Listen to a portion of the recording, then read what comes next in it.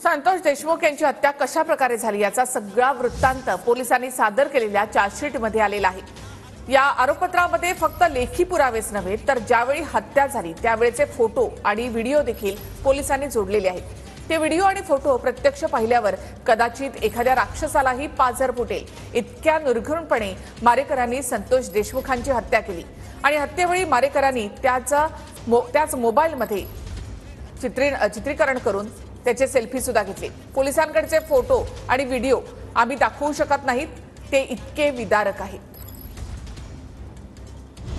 Photo क्रमांक 1, जनावराप्रमाणे मारहाणीनंतर जयराम चाटे संतोष देशमुख यांची pant काढतोय। फोटो क्रमांक 2, त्याच वेळी दुसरा आरोपी महेश केदार हा त्या दृश्याची सेल्फी घेत हैवानासारखा हसतोय। फोटो क्रमांक 3, अमानुष मारहाणीनंतर देशमुख अर्धमेले झाले आणि तेव्हा प्रतीक घुले देशमुखांच्या छातीच्या दोन्ही बाजूला पाय टाकून चेहऱ्यावर लघवी करतो।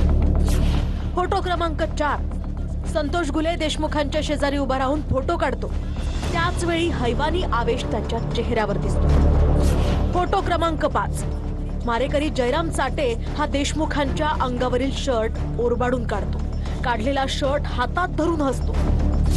व्हिडिओ क्रमांक 1, मारेकरी पाईप आणि वायरनं देशमुखांवर वार करतात, लाथा बुक्क्यांनी मारहाण आणि शिवीगाळ होते।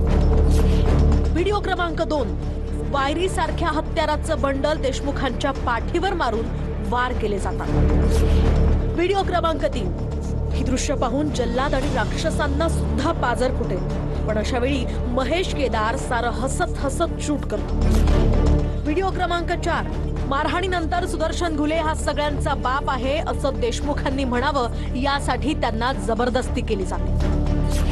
व्हिडिओ क्रमांक 5, संतोष देशमुखांना एका अंतर्वस्त्रावर बसवून त्यांच्या पाठीवर पाईपनं मारहाण होते।